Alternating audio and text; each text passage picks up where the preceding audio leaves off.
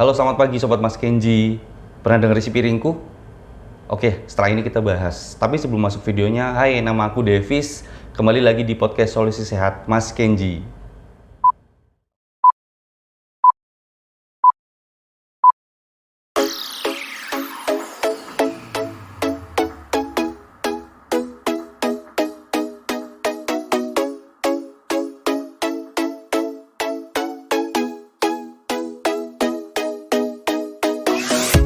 Ya, selamat pagi. Seperti yang tadi kita bahas di depan, di awal video, kita hari ini mau bahas mengenai gizi.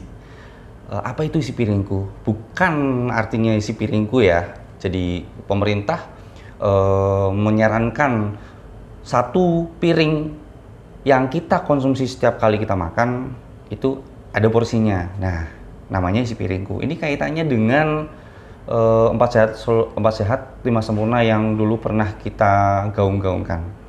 Tapi seiring perkembangan zaman ternyata isi piringku kurang bisa mengakomodir, dan ternyata seiring dengan perkembangan zaman itu kita mengenal yang namanya gizi seimbang. Betul ya Mbak ya? Nah, tapi sebelum masuk ke pembahasannya, bisa dong Mbak diperkenalkan dulu siapa Mbaknya, apa di Mas Kenji. Oke, silakan. Ya, halo teman-teman, perkenalkan nama saya Erling Asrutami, biasa dipanggil Erling. Saya petugas gizi di Puskesmas Kemeranjen 1. Udah?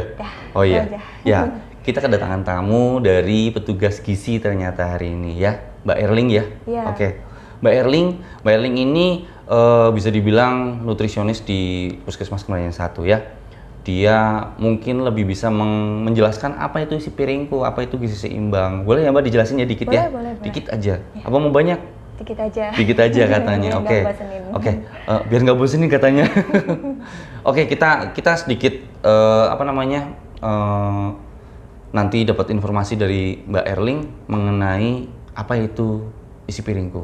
Bisa dijelasin Mbak? Oke, jadi isi piringku itu kan awalnya dari 4 sehat 5 sempurna ya. Jadi dulu itu mungkin sekitar tahun 1950-an lah sudah viral lah ya kalau bahasa sekarang. Viral.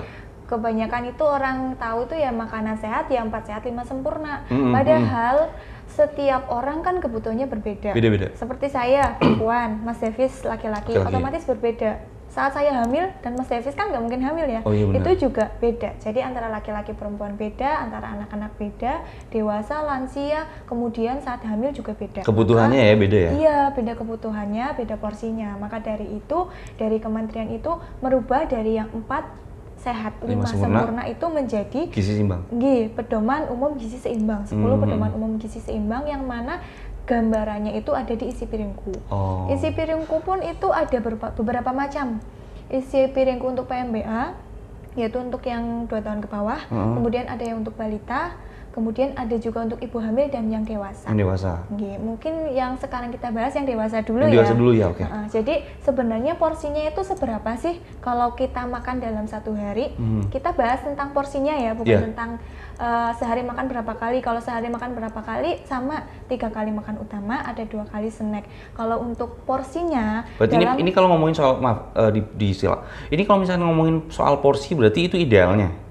Yang seharusnya. Iya. Nah, biasanya kan kita kan orang kalau makan misalkan aku ngerasanya nggak kenyang nih, nambah lagi. Berarti itu kalau nambah lagi udah lebih dari ideal dong. Iya. Jadinya nanti berlebihan asupannya atau makanan yang masuk berlebih dan bisa beresiko mungkin seperti kelebihan berat badan dan bisa nanti memicu ke penyakit-penyakit yang lainnya. Nah, tuh denger Sobat Mas Kenji, ternyata kita sekali makan itu dalam piring kita itu punya asupan yang ideal. Nutrisi yang dibutuhkan pada saat itu ada takarannya ternyata. Oke Mbak, silakan dilanjut. Iya, kalau untuk porsinya, kalau di zat gizi sendiri itu kan ada 3 macam. Zat tenaga yang mana sumbernya dari karbohidrat. Karbohidrat itu contohnya kayak nasi. Kayak mie, atau kentang, bihun, roti, atau mungkin kayak ketela. Terus kemudian kalau untuk zat energi ini atau sumber karbohidrat ini porsinya dalam 1 kali makan itu kurang lebih 1/6 piring. Apa ini? 1/6 piring. Kalau digambarkan misalnya nasi dalam 1 piring itu kurang lebih 150 gram atau kurang lebih 3 centong. 3 centong ya? Ya buat nginget-nginget 3 centong nih. Tapi centongnya yang rice cooker, soalnya setiap centong itu takarannya beda. Beda. Cekungannya juga beda. Iya. Di rumah aku juga ada nih, yang nggak cengkung sama yang cekungnya dalam. Nah, iya. Oke, terus Mbak. Terus kemudian misalnya aku nggak mau pakai nasi nih, mau pakainya kayak roti. Bisa misalnya kayak yang roti tawar, satu tangkep, satu pasang itu roti tawar tapi yang gede ya, bukan roti tawar yang sekarang kan banyak yang kecil-kecil, yang ukurannya gede itu satu tangkep itu sama aja dengan satu tangkep ini berarti 2 lapis? Iya, 2 lembar. Satu pasang ya, 2 lembar ya? Iya, 2 lembar itu sama saja dengan satu porsi kita makan nasi yang 150 gram tadi itu, 3 centong itu. Misalkan nasi diganti roti cukup? Untuk kebutuhan nilai gizi bagian sumber karbohidratnya cukup, karena itu sebanding. Jadi satu porsi nasi yang tadi 3 centong itu sama dengan 2 lembar roti.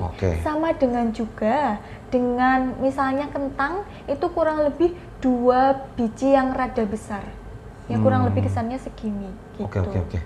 Ini baru ngomongin karbo ya? Iya, itu terus yang lain. Terus misalnya lagi mie kan sering ya kita makan mie, itu kurang lebih 1 piring atau 1 mangkok gitu. Tapi bukan mangkok yang besar, mangkok yang kecil, yang biasa. Ini itu definisi mangkok kecil nih, definisinya mungkin beda-beda nih. Oke, berarti katakanlah yang pokok nasi lah ya. Kita kan mungkin kan lebih milih kalau makan pasti pakai nasi ya.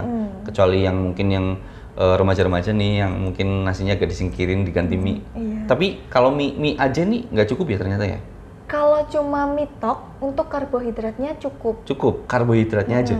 Cuma kan kalau di mie itu kalorinya tinggi dan ada misalnya kayak sumber natrium dan sumber-sumber yang lainnya yang tinggi sehingga menghabiskan jatah gizi yang lainnya. Misalnya dalam satu mie itu sebenarnya sudah hampir, ya tergantung mie-nya ya sebenarnya tapi kebanyakan sudah hampir 3/4 atau mungkin ada yang setengah kandungan natriumnya itu udah terpenuhi di mie-nya. Padahal kan di telur misalnya itu ada kandungan natrium. Belum misalnya kita tambahin kecap.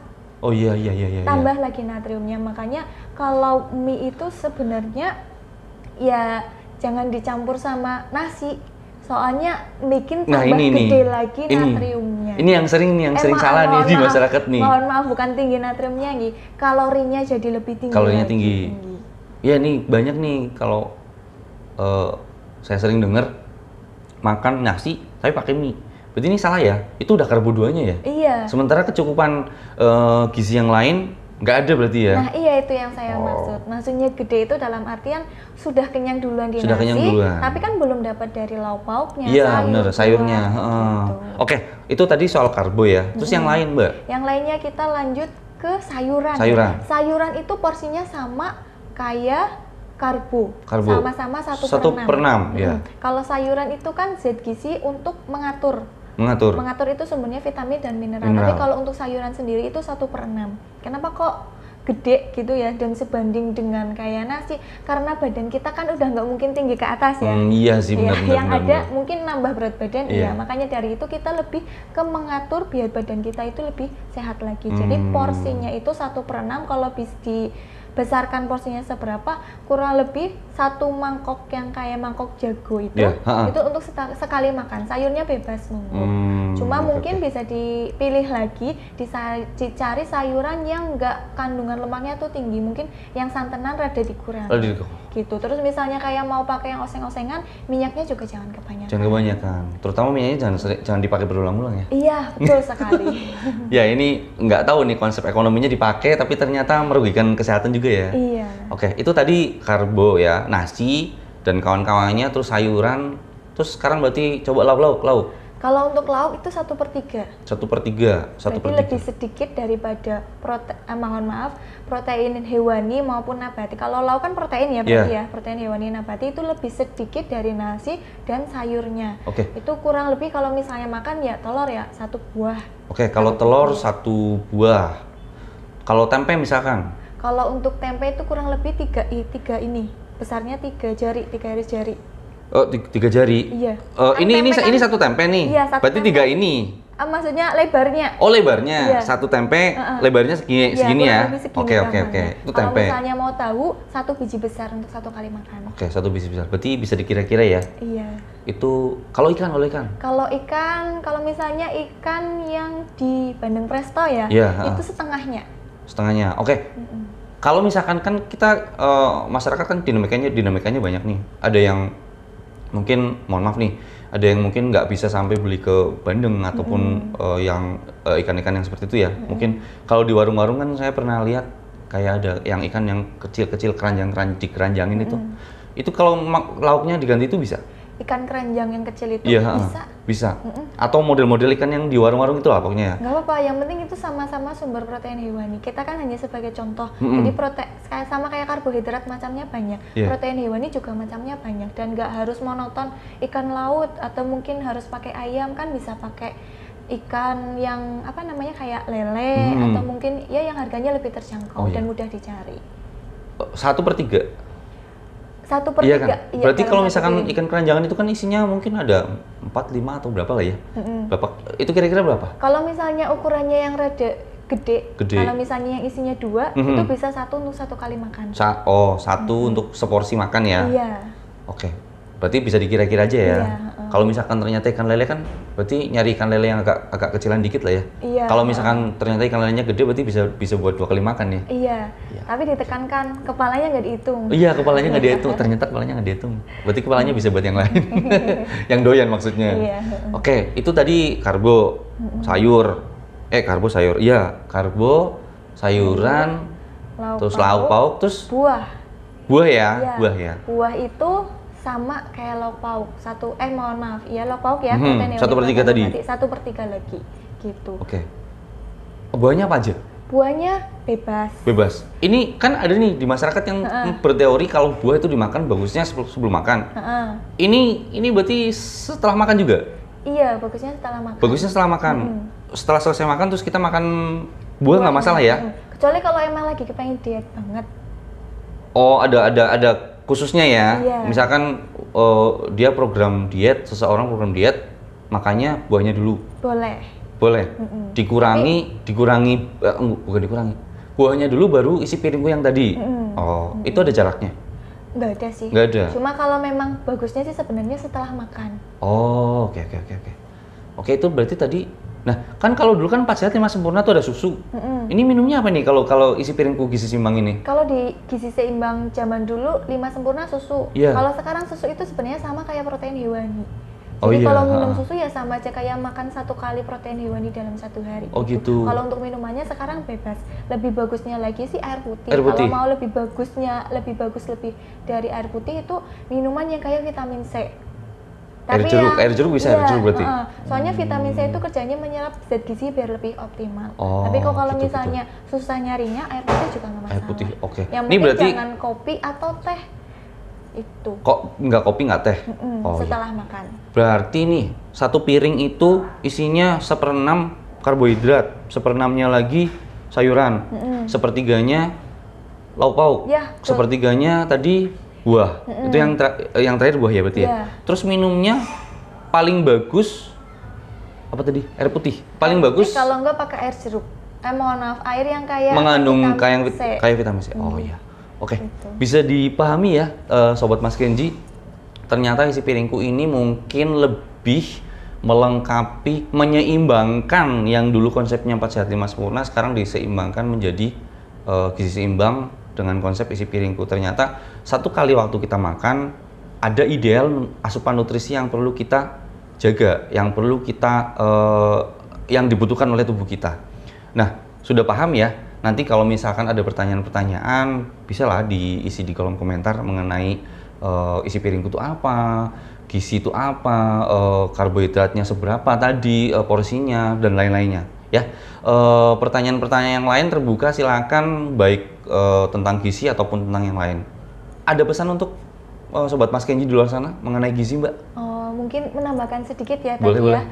Jadi itu kan tentang kayak karbohidrat, protein, kemudian ada lauk pauk, buah, sayur. Kita juga perlu memperhatikan tentang gula, garam, dan lemak. Gula, garam, dan lemak. Ini yang perlu diperhatikan ya. Gitu. Harus dibatasi atau dikurangin atau gimana? Dibatasi. Jadi kalau gula itu kan 4 sendok makan dalam 1 hari. 1 hari maksimal. Gula itu maksimal 4 sendok makan. Mau kurang dari itu malah lebih bagus. Oke. Yang kita maksudnya maksimal. Kurang boleh, lebih jangan. Mentoknya di 4 sendok makan. Kemudian gula, garam. Di garis bawahi, kita masak sayur pakai gula. minum pakai gula. Nah, ini berarti yang perlu diperhatikan ya. Dalam satu hari itu gula 4 sendok. Iya. Ini dalam proses pengolahan makan minum ya? Oke.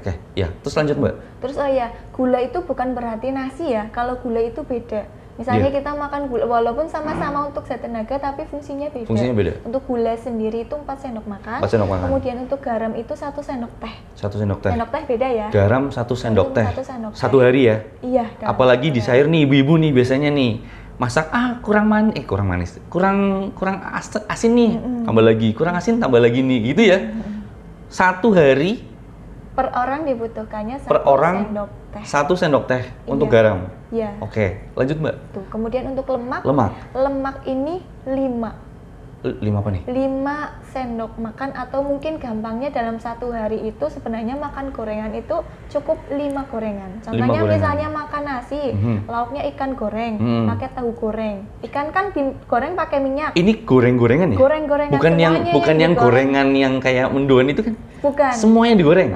Paling nggak dalam satu hari itu cukup 5 yang digoreng. Maka dari itu mungkin bisa dipilih lagi untuk menunya atau makanannya. Kalau misal udah terlalu banyak yang digoreng, mungkin olahannya bisa dirubah, kayak misal tahunya nggak digoreng tapi dibikin pepes. Dipepes, dibacem atau gitu? Dibacem, Oke. Gitu. Oke, siap. Ya, itu ternyata ada ya yang perlu diperhatikan untuk satu kali waktu kita makan ternyata. Ya, tapi meskipun begitu, boleh lah ya sesekali kita makan cepat saji mungkin, Mbak? Boleh, asal jangan setiap hari. Iya, ya maksudku kan kita mungkin di luar sana mungkin kepengen beli apa, nggak apa-apa katanya, tapi nggak bisa dijadikan kebiasaan ya? Iya, betul. Oke, berarti tadi isi piringku itu sebenarnya untuk mendukung kita untuk masyarakat bisa mempertahankan kesehatan sendiri ya, secara mandiri. Nah, berarti nanti teman-teman, Sobat Mas Kenji di luar sana yang sudah bisa lebih memahami nih apa yang tadi disampaikan sama Mbak Erling, bisa ya diterapkan di kehidupan sehari-hari. Buat ibu-ibu yang menyaksikan podcast kita ini juga mungkin bisa jadi evaluasi pas lagi masak, gula sama minyaknya, gula sama garamnya mungkin bisa dievaluasi lagi nih, berapa sendok. Dulu saya pernah dengar yang namanya konsep garam meja, itu gimana Mbak? Garam meja itu yang dimaksud, garam itu kan ada kandungan iodium ya, yang mana iodium itu bagus untuk kecerdasan anak dan masih banyak banget kebagusannya. Nah, garam meja itu maksudnya garam itu kalau sesuai peraturannya, aturannya, biar zat gizinya nggak hilang, ditaruhnya itu di meja makan. Ditaburkannya di sayuran dan lain-lain itu di meja. Ketika udah mau disajikan, ketika udah mau dimakan baru dikasih. Betul. Garam. Dikasih garam saat sudah di mangkok dan di meja. Gitu. Makanya namanya garam meja. Itu pemirsa, kenapa disebut garam meja. Oke, ada lagi Mbak pesan yang lain? Sepertinya sudah. Udah ya, nanti mungkin kita next time bisa ngomongin yang lain lah ya, soal gizi ya, kan banyak tuh ya. Iya. Oke, Sobat Mas Kenji semuanya, mungkin segini aja dulu mengenai gizi isi piringku dewasa bersama Mbak Erling dan saya Davis. Kembali lagi di episode Mas Kenji yang lain. Selamat pagi.